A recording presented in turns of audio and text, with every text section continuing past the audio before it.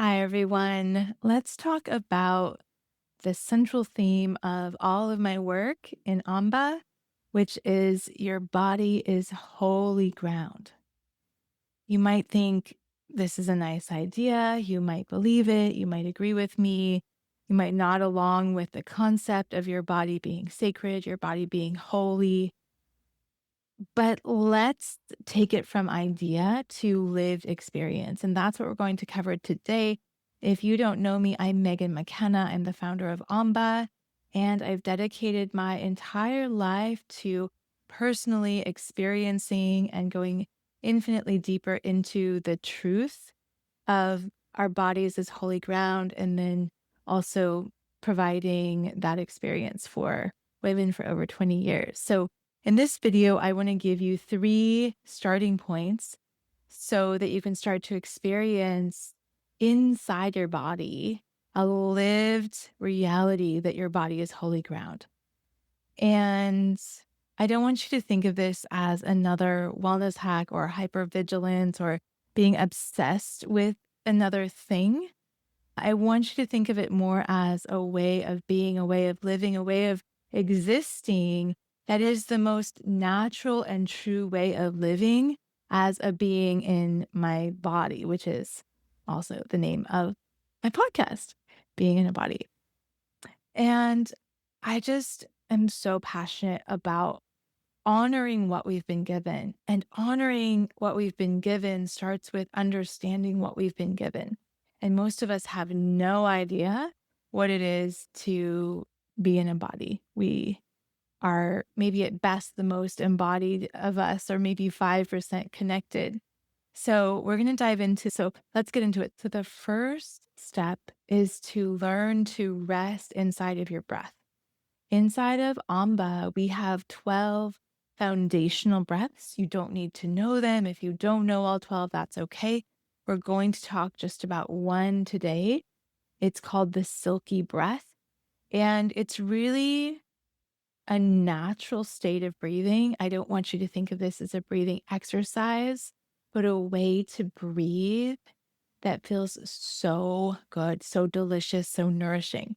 So in just a couple minutes, I'm going to guide you through the silky breath. So you have it, so you know it, so you have an experience of it. You can also direct your breath to an area, and we'll go into that as well. But I want you to reorient yourself to a natural way of existing. This wellness culture that us are in or have touched into, where there's an idea of breath work or breathing exercises. Think of the lioness out in the hot sun taking a nap. Is she doing breath work? Is she doing breathing exercises? You can't get much more embodied than a lioness. I've for my whole life been deeply inspired by lionesses and their embodiment and that feline embodiment, or a baby or a kitten or puppy where they are breathing so beautifully and perfectly, and they're not doing a breathing exercise. They're not doing breath work. So I want you to think of breath not as breath work, but as an experience, as something you're opening up to enjoy, to receive, to let pour into you. Not something you work at, not something you take, not something you push, not anything that is over efforting. We do sometimes use effort for the breath, but it's co-creating with the breath that wants to breathe us. And the more you start to study this living breath, the spirit of the breath, and you get to really taste the nuances of how your breath moves through you, the more you're going to see how much of all of that overemphasis of the breath work world and the wellness culture, how much that emphasis on doing breathing exercises and breath work really interferes with the spirit of breath and its generosity and its love for us. It's essentially God loving us. In scripture, in Genesis, God life into Adam. And breath and life are not taken, they're not created, generated from inside of us. We're not working to get life, to get breathed. It's something we receive. It's something we receive. It's a gift we receive. And so breath is also in the larger scope of breath. Again, when we go out of the way of doing breath, like breathing exercises, and we open up to the great mystery of breath is a trailhead toward theosis, toward that oneness with the love that's chasing all of us. And so it's just so beautiful when you start to touch into that terrain and move out of breathing exercises. It's also honoring the intelligence of breath, and breath has an intelligence and a refinement and a poetry that you will never be able to tap into if we are doing breathing exercises. It just dumbs the intelligence of the great mystery, breathing us down to inhale, exhale for X amount of counts, which is really heartbreaking if you think about it. And I'm not saying people shouldn't do that. I think that's a great start if someone's extremely disconnected from their body. But if you're here watching this and you're in my world, I'm guessing you're already somewhat connected to your body.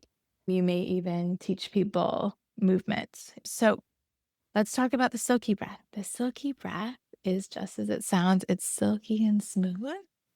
And again, it's not an exercise, it's an experience. So right now, I want you to feel your breath. I'll do this together. And the silky breath is long. You could give yourself a month to exhale. Luxuriate in your breath. Take your time, stretch it out. I don't think anyone makes taffy anymore, but make taffy with your breath. Take your time. It is soft, is delicious, is delightful. And play with your breath, feeling like the softest velvet and delighting in your breath. Now, if your body feels crunchy, that might be hard, but you can also direct your breath to areas where your body feels tight. So sometimes I'll pour my breath into my pelvis, into my lower back, into the back of the heart. You can also do that. So that's the first step, is breathing in a way that feels really good to you.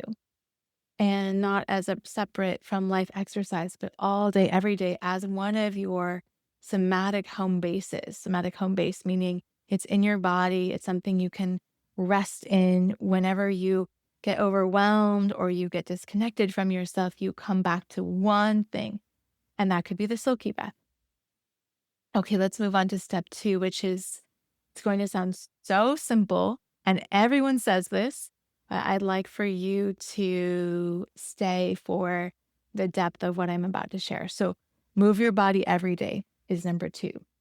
And I'm not talking about counting your steps. I'm not talking about doing specific workouts. I'm not talking about training to lose weight. I'm talking about babies and kids. If you have kiddos or you're around kiddos, have you noticed they're moving all day?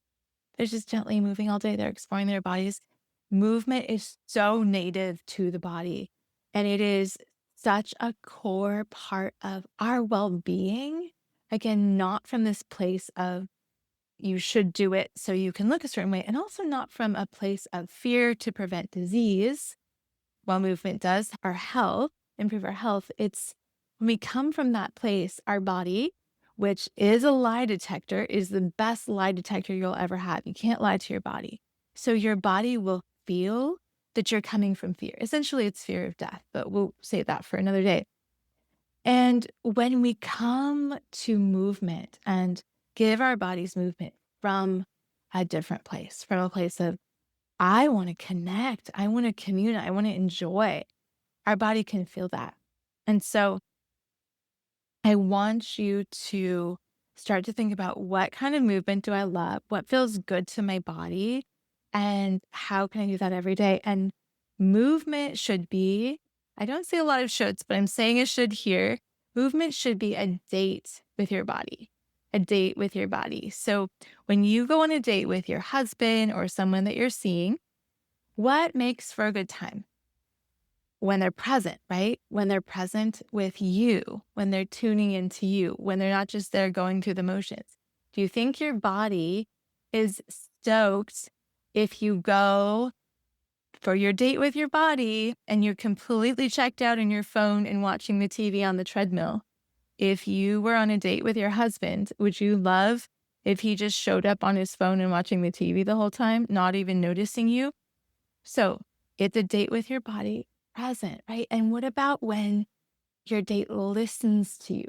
What about when he's giving you his full presence and attention and there's connection?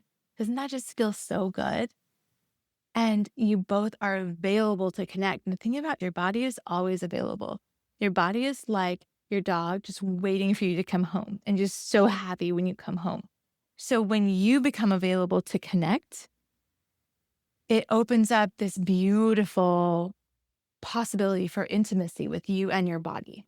Okay. So you're considering each other on a date too, right? It's not obligatory. Nobody wants to feel like the person they're on that date with is pressured into being there. So you want to be there with your body. That's how it's fun. And of course, a good date should be really fun. And a good movement date with your body, AKA exercise, whatever you want to call it, should be fun. So find movement you enjoy. Doesn't have to be formal. It could be something formal. I personally love to lift weights. I love to feel strong. I love the intelligence of muscle tissue.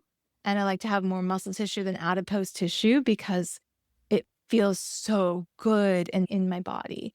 So you can lift weights, but you could also go dancing or swimming or hiking or walking or Pilates. Just do movement every day, not as a pressure, but do you drink water every day? Do you go out and feel the sunshine on your skin every day? These are basic things. It's just restoring what's natural and true. And you want it to feel delicious. I'm going to make another video very soon on how to make your movement, your workout delicious. But for now, just hold that intention. And if you're here sitting across from me on this screen right now thinking, Megan, I have 4 kids and a business to run and I'm taking care of parents, I have no time to move every day, then move with your kiddos. There is always space. I have a really good friend right now who's in Tokyo, and she said the room is so small. It's like there's just a bed and then there's a door, the hotel room where she's staying. And she did a whole movement practice just in that space because she loves her body. She takes care of her body. If you have kids, put a trampoline in your living room. Y'all can take turns jumping. You could go to the park, take your kids and your dog to the park and go do jump squats or hang from the monkey bars. Play with your kids the way they play. Or you could have if I had a bunch of kids, I would love to have just a pre-dinner party, dance party every night with the whole family.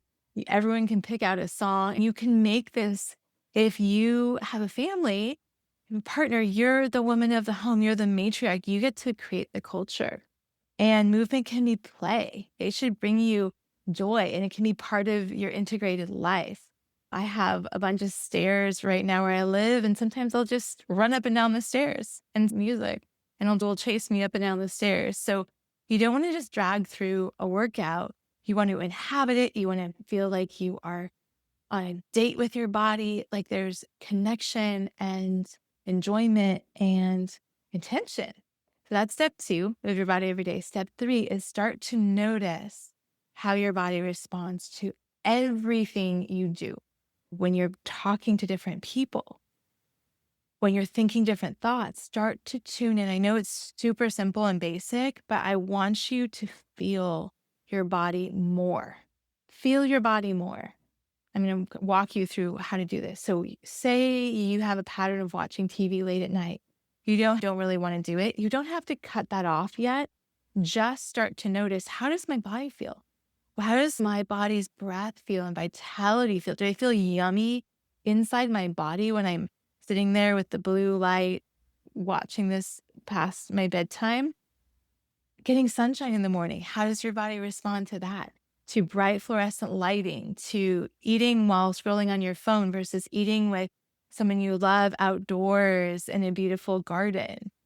Your body is your life partner. You might have a life partner, like you might be married, but your body is with you from first breath to your last exhale.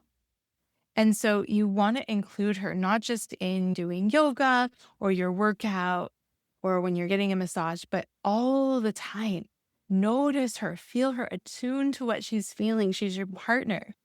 And just start to include her in your awareness. I'm not saying to be hyper vigilant about how your body feels. Again, think of a good date. If your husband or your partner is overly concerned and hovering about how you feel about every little thing, that would be an uncomfortable, awkward date, wouldn't it? But you want them to feel you. You want them to notice how you're responding, that you want them to feel like they're caring about you. And maybe they take you out to a restaurant that's really loud and overstimulating, and they notice that you're overstimulated. And so the next time they take you out, it's going to be a better restaurant for you. That's what you're doing with your body, because we've cut off from our bodies so much, and we are cut off. All of us are. So we're all cut off to some degree because of the world we live in, and where we abandon our own needs and have patterns around that self-abandonment pattern, we've also cut off from our bodies. So this is also going to help you heal any place where you self-abandon and you know it, but you still do it, or you maybe don't notice it yet, and you will by simply tuning in. You eat blueberries. How do you feel? You go play with your dog in the park. How do you feel? Just noticing how your body responds. I'm not talking so much emotionally, that too, but I'm talking about just the state of your body. Is your body open and feel bright and light, or is your body feeling heavy or contracted or closed? So those are the three. Resting in your breath, right? Having your breath be your somatic home base and starting to really cultivate that. I call it like somatic theosis, where you are feeling that oneness every moment, not just when you're separately doing your practice, but your whole life becomes this space for you to experience connection. Number two, moving your body every day, getting energy, like you really want to partner with your body. And then number three, start noticing how your body's responding to everything, even the thoughts you're thinking, even what you're reading. If you read poetry or news, how that feels in your body. This is how you're going to start training yourself to treat your body like the holy ground. So it's not just this beautiful idea, oh, my body is holy ground, and then we go live something different, but it is becoming how you live moment by moment in the big ways and the little ways. And in the next video, I'm going to talk about the deliciousness, unlocking the innate deliciousness of your movement, of your body. It should be the foundation for all of our lives. And when we don't have that as a foundation, we're going to seek all kinds of things, food, wine, scrolling, shows, anything to try and get that from the outside. But we really need to get it from the inside. If you think you're going to do this, leave a comment. Tell me which one you're going to try, and feel free to ask any questions, and I'll see you next time. Aloha.